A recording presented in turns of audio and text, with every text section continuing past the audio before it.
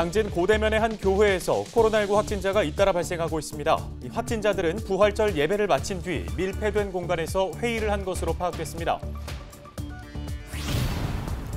서산시가 8일부터 만 75세 이상 일반 시민 등을 대상으로 코로나19 화이자 백신 접종을 시작합니다.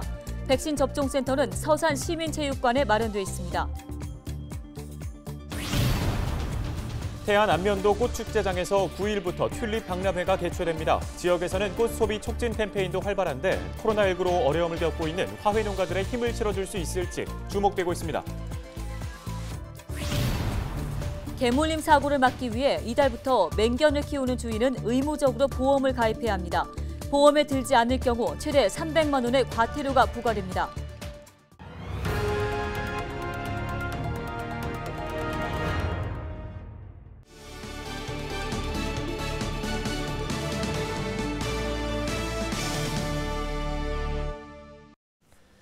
시청자 여러분 안녕하십니까? 헬로티비 뉴스입니다. 첫 소식입니다.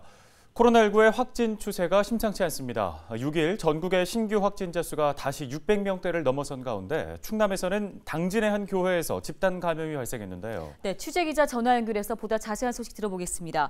자, 김단비 기자, 현재 이 교회 관련 확진자 얼마나 되죠? 네, 당진 고대면 스랑 감리교회 관련 확진자는 7일 오전까지 모두 17명으로 늘었습니다. 지난 6일 당진 273번을 시작으로 5명이 확진 판정을 받은 데 이어 다음 날 12명이 추가로 확진됐는데요. 이 가운데 11명은 이 교회를 다니는 신도이며 나머지 1명은 6일 확진 판정을 받은 교인과 접촉한 고대면 주민입니다. 이들은 지난 4일 부활절 예배를 마친 뒤 밀폐된 공간에서 회의를 한 것으로 파악됐습니다. 앞으로 추가 확진자는 더 나올 것으로 전망됩니다. 당진시는 스랑 감리교회 신도 200여 명을 비롯해 가족과 접촉자 등을 대상으로 코로나19 검사를 진행 중입니다. 네, 또 김홍장 당진시장 확진자와 접촉해서 자가격리에 다시 한번 들어갔죠.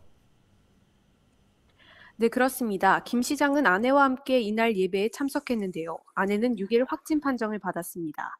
김 시장은 음성으로 나왔지만 밀접 접촉자로 분류돼 지난 6일부터 2주 동안 자가격리에 들어갔습니다.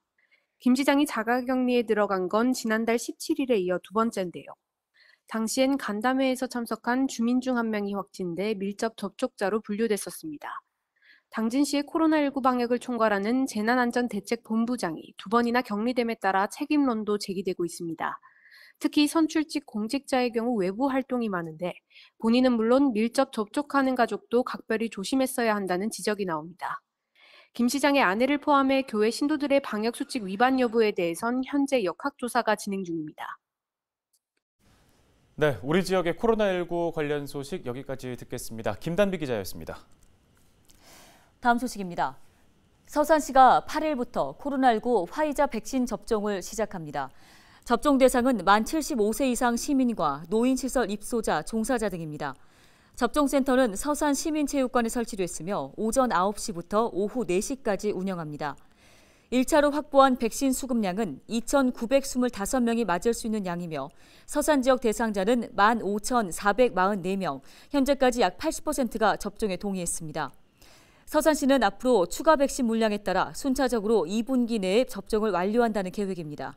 해당 시민은 사전에 안내받은 날짜와 시간에 맞춰 접종센터에 방문하시면 됩니다. 충남 임산부 119 구급서비스 1분기 이용 건수가 1,390건으로 집계됐습니다. 충남도 소방본부의 유형별 이송 현황을 보면 임산부가 진료가 가장 많았으며 이어 영아 이송과 복통, 진통 등의 순으로 나타났습니다. 출산 사례는 한 건이었습니다. 또 다문화 가정 임산부 29명도 119 구급 서비스를 이용한 것으로 조사됐습니다. 충남 임산부 119 구급 서비스가 정확하고 신속하게 이뤄질 수 있도록 진료병원 등의 정보를 등록한 임산부는 작년 말 기준 11,000여 명인 것으로 나타났습니다. 코로나19로 화훼 농가들의 어려움이 이만저만이 아니죠. 이런 가운데 태안 안면도 꽃축제장에서는 튤립 박람회가 개최됩니다. 네, 꽃 소비 촉진 캠페인도 계속되고 있는데요. 화훼 농가에 힘을 실어줄 수 있을지 주목됩니다. 한범호 기자입니다. 태안 안면도 꽃축제장.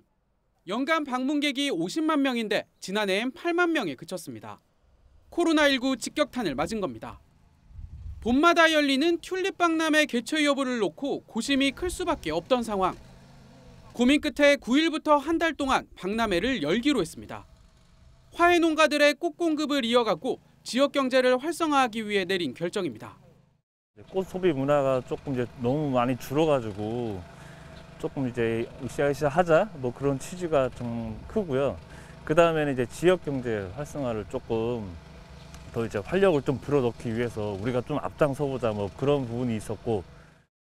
코로나19 확산 우려에 대해선 방역 수칙을 철저히 지키겠다는 입장입니다. 축구장 뭐 한 7개 면적의 크게 야외 공간, 탁 트인 공간이에요.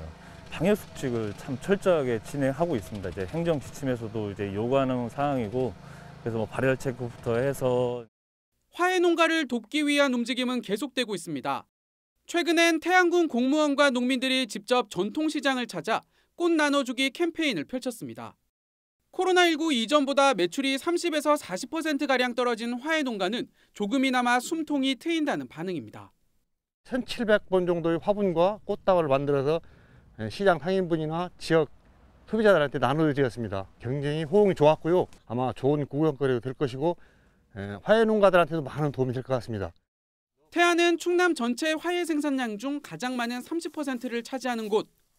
코로나19가 좀처럼 수그러들지 않으면서 소비 촉진 분위기는 한동안 계속될 전망입니다. 헬로티비 뉴스 한보호입니다.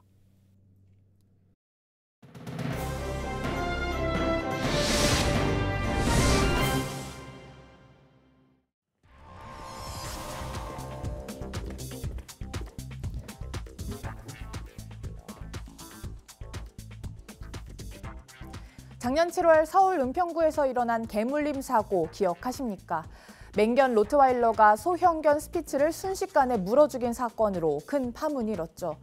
날쌘 로트와일러가 스피츠를 공격해 숨지게 하기까지 걸린 시간은 불과 15초. 스피츠와 함께 산책하던 반려인도 로트와일러의 공격을 말리려다 부상을 당했습니다. 갑자기 그 짖는 소리가 들리자마자 동시에 뭐 거의 으르렁거리면서 그 소형견한테 막 달려오더라고. 그래서 뭐 이미 손 쓸 틈도 없이 그 자리에서 그냥 물어서 죽여버린 거죠.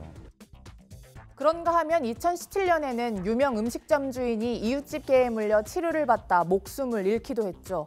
지난 2011년부터 7년간 반려견에 물렸다고 신고가 접수된 건수는 6,012건이나 됩니다. 신고된 것만 연평균 1,000건에 육박하는 겁니다.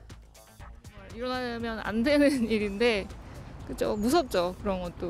입마개를 좀 잘해야 될 것 같은데 안 하니까. 저희 집 앞에도 이제 큰 개를 키우시는데 입마개 하라 그러니까 욕을 하시더라고요, 주인분께서.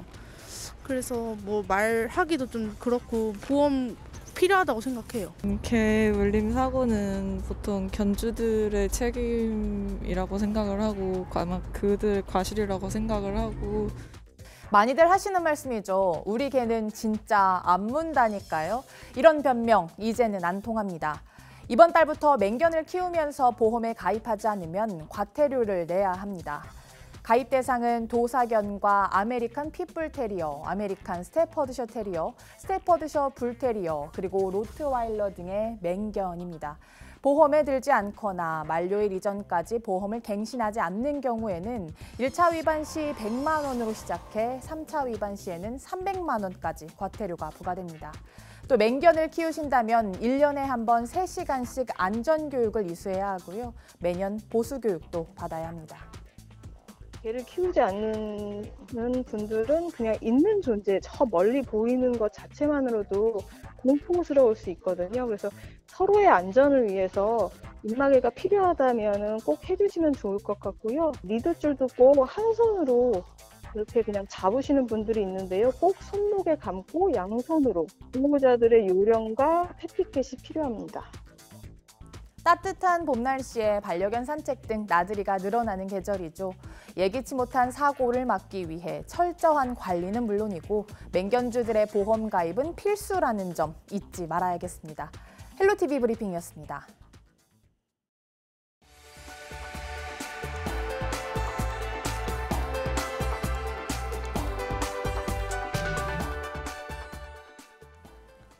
지역 소식 이어갑니다. 충남도 의회가 난치병을 앓는 학생을 지원하기로 했습니다.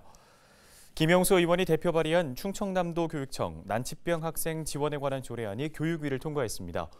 이 조례안에는 난치병과 장기 질환으로 투병 중인 학생의 교육권을 보장하고 치료비를 지원하는 내용이 담겼습니다. 또 난치병 학생이 있는 학교에 보건교사와 보조 인력을 우선 배치하고 교내 건강상담 공간도 설치하도록 했습니다. 상임위를 통과한 조례안은 오는 13일 열리는 본회의에서 최종 의결됩니다. 야생 조류가 유리창에 충돌해 폐사하는 이른바 버드킬 예방을 위해 조례 제정이 추진됩니다. 장승재 충남도 의원은 충청남도 야생조류 충돌 저감 조례안을 대표 발의했습니다. 장 의원은 조례안을 통해 충남도가 관리하는 공공건축물이나 투명 방음벽 등의 야생조류 충돌을 막을 수 있는 테이프와 유리 등을 설치하도록 명시했습니다. 일반 건축물에 대해서도 설치 비용을 지원하도록 했는데요. 조례안은 오는 13일 충남도의회 본회의에서 최종 의결될 예정입니다.